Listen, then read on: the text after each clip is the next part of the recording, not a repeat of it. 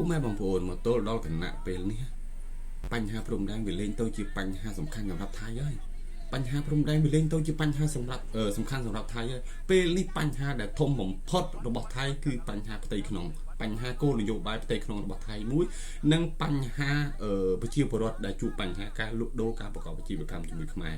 នេះដូចវីដេអូដែលលើកឡើងខាងលើអញ្ចឹងគឺគាត់ថាការលក់ដូរការអាស្រ័យផលរបស់គាត់ណាពឹងផ្អែកទៅលើបងប្អូនប្រជាពលរដ្ឋខ្មែរទាំងអស់ហើយអ្នកសារព័ត៌មានដែលបានសួរគាត់ថាអាហ្នឹងមិនមែនមកពីខាងថៃទេមកពីខ្មែរយើងគេបិទឈប់ប្រើប្រាស់ទំនិញរបស់ថៃអញ្ចឹងមួយចុះពីគាត់ថាមិនមែនទេរឿងទាំងអស់ហ្នឹងគឺកាត់ឡើងមកពីខាងថៃទេនៅសុកប្រជាអបិតព្រំដែនដល់ពេលគេបិទមុនតាំងក្រោយទៅហើយនៅសុកប្រជាឈប់ឲ្យលក់អីវ៉ាន់ផ្ដាច់ភ្លើងផ្ដាច់អ៊ីនធឺណិតដល់ពេលគេធ្វើមុនតាំងក្រោយទៅហើយសួរថាអ្នកណាដែលក្រោយទៅហើយពិតប្រាកដគឺប្រជាពលរដ្ឋថៃគាត់ថាអ្នកដែលត្រូវជួបបញ្ហាធំមិនមែនខ្មែរទេពីព្រោះខ្មែរជាអ្នកទិញណាបើថៃមិនលក់ឲ្យបើមិនទិញពីថៃគេអាចទិញពីកន្លែងផ្សេងបានប៉ុន្តែគាត់ជាអ្នកលក់គឺគាត់ត្រូវការមានអ្នកទិញបើខ្មែរអត់ទិញផងបានអីគាត់ថាកាលពីសម័យមានរឿងបញ្ហានៅព្រះវិហារអត់ដល់កម្រិតនឹងទេគាត់ថានៅព្រះវិហារការមានបញ្ហានៅព្រះវិហារថាបើតែមានការបន្ទូស្រ័យគ្នាមានប៉ុន្តែបញ្ហាដល់ប៉ុណ្្នឹងទេគាត់ថាពេលនេះគឺបញ្ហាធំណាស់គាត់ស្នើសុំឲ្យអ្នកស្រីអ៊ុងអ៊ីនឹងមានចំណាត់ការបញ្ហានឹងឡើងវិញបើមិនអញ្ចឹងទេគឺពួកគាត់រស់នៅអត់កើតទេគាត់ថាគាត់អាស្រ័យផលនៅលើខ្មែរទាំងអស់ទំនិញទិញដូរទៅវិញទៅមកគឺគាត់អាស្រ័យទៅលើបងប្អូនប្រជាពលរដ្ឋខ្មែរទាំងអស់អញ្ចឹងហើយបានពាក្យចាស់មួយដែលលោកពោលថាណាកាមតាបាច់បច្រាស់ខ្យល់គឺវាចូលភ្នែកហើយឃើញទេឥឡូវថៃជាអ្នកសាងបញ្ហាអ្នកណាដែលរងគ្រោះគឺប្រជាជនថៃអ្នកដែលអត់ដឹងរឿងអានេះដែលសាងបញ្ហាអានេះធំអានេះកាន់កាងារប្រទេសជាតិនៅពេលដែលខ្វះសមត្ថភាពខ្វះ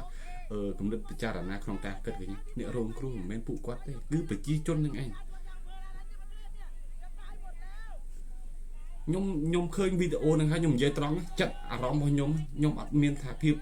ត្រេកអរឃើញថៃជួបការលំបាកអត់ទេក្នុងនាមយើងជាមនុស្សដូចគ្នាណាយើងមានការលំបាកដូចគ្នានៅពេលដែលមានបញ្ហាចឹងខ្ញុំឃើញវីដេអូហ្នឹងហើយខ្ញុំមានអារម្មណ៍ថាបើសិនតែយើងជួបបញ្ហាអញ្ចឹងមិនដឹងថាលំបាកដូចគាត់ប៉ុណ្ណាទេនិយាយត្រង់បងប្អូនខ្ញុំអត់មានឃើញថាអូថៃមានបញ្ហាប្រជាជនថៃអញ្ចឹងខ្ញុំមានការសប្បាយឬមួយក៏សំមុខហើយដែលថៃអត់មានទេបងប្អូនអើយនិយាយត្រង់មកឃើញទៅគឺមានតែការអាណិតពីព្រោះមិនថាខាងយើងមិនថាខាងគេទេអាស្រ័យផលទៅគ្នាទៅវិញទៅមកប៉ុន្តែគ្រប់យ៉ាងបញ្ហាមិនមែនយើងជាអ្នកផ្ដើមទេគឺគេជាអ្នកផ្ដើមទាំងអស់ពីដំបូងឡើយប្រកាសក្តែងគេដាច់បិទព្រំដែនដំបូងខ្ញុំស្រាប់បានគាត់បិទព្រំដែនបិទច្រកខ្មែរនឹងតែងាប់ហើយឥឡូវមានខ្មែរងាប់ឯណាមានខ្មែរងាប់ទេថៃនៅសុកផ្ដាច់ទឹកផ្ដាច់ភ្លើងណាដល់ពេលខ្មែរយើងផ្ដាច់មុនមានអីកៀងសុកផ្ដាច់អ៊ីនធឺណិតដល់ពេលខ្មែរមកផ្ដាច់ខ្មែរយើងផ្ដាច់មុនកៀង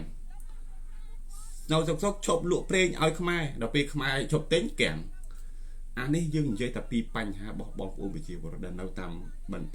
ណ្ដោយខ្សែព្រំដែនហើយចោះជំរុំតែក្រុមហ៊ុនធំដែលមានទំនាក់ទំនងជាមួយខ្មែរណាដែលអាស្រ័យផលអាស្រ័យការវិនិយោគជាមួយខ្មែរមិនដឹងពួកគាត់ខាតប៉ុណ្ណាបាទខ្ញុំឃើញវីដេអូហ្នឹងហើយខ្ញុំនិយាយថាខ្ញុំអត់បានសប្បាយចិត្តទេគឺខ្ញុំមានតែអារម្មណ៍ថាមិនដឹងពួកគាត់ពិបាកប៉ុណ្ណាទេអូខេអ្នកទាំងអស់គ្នាបើមានអ្វីទៅខ្ញុំនឹងចែកជូនបន្តទៀត